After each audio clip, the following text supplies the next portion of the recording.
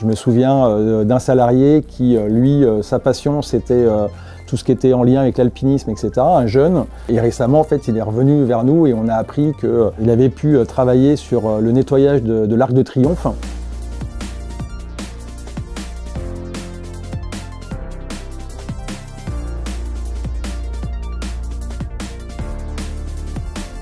L'objet d'une entreprise d'insertion, c'est d'embaucher des personnes très éloignées de l'emploi, de les mettre en situation de travail réel sur nos différents métiers pour les aider à trouver un travail durable à la sortie. Dans une entreprise, on est vraiment acteur des parcours, de la façon dont on peut travailler l'accompagnement, l'insertion professionnelle, et c'est surtout que je suis convaincue, je l'étais déjà avant mais encore plus aujourd'hui, que la réussite des parcours passe par le travail. Donc Ressources T est un groupe coopératif qui gère 6 entreprises d'insertion et une entreprise de travail temporaire d'insertion. Donc dans les 6 entreprises d'insertion, il y en a 4 qui relèvent du réseau Envie. Donc au global, l'ensemble représente 250 salariés, dont 170 en insertion. Quand un usager rachète un neuf, souvent il rend son ancien qui ne fonctionne plus. On les récupère, ils passent par le process de rénovation pour être revendus dans notre magasin pour ceux qu'on peut rénover.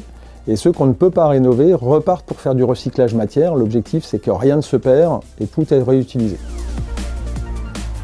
Concrètement, au quotidien, les salariés en insertion sont supervisés par des encadrants experts dans leur métier qui leur font développer des compétences techniques.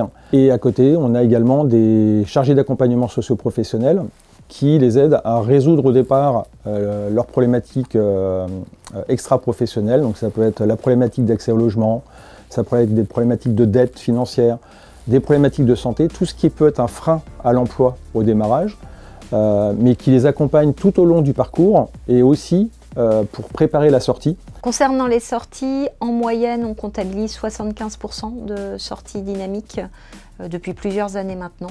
Une sortie dynamique au sens de la dette, ce sont toutes les sorties vers l'emploi, la formation qualifiante, voire des orientations vers d'autres SIAE.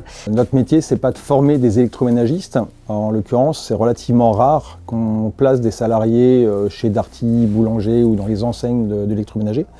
On est là pour les aider à résoudre leurs problématiques personnelles et de les former à ce qu'on appelle des compétences transférables. En 2006, on était 35.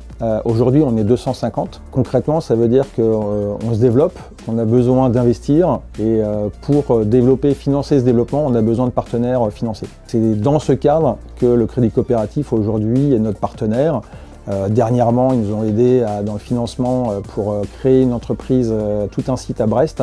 Mais historiquement, moi je me souviens qu'en 2006, Crédit Coopératif a été là dans les mauvais moments où on était en difficulté. Et donc c'est important aussi qu'un partenaire financier ne soit pas là on dit souvent qu'on prête qu'aux riches. C'est important qu'un partenaire financier soit aussi là dans les mauvais moments et qu'on a pu compter sur eux quand on était en difficulté. Si on prend en Ille-et-Vilaine par exemple, il y a à peu près entre les bénéficiaires du RSA et les demandeurs d'emploi longue durée, ça fait 60 000 personnes. L'offre insertion totale, toutes structures confondues, c'est 2500 places. Donc il y a largement de quoi faire et les besoins sont loin d'être satisfaits. Donc ça fait aussi partie de notre challenge de répondre à cette demande et à ce besoin.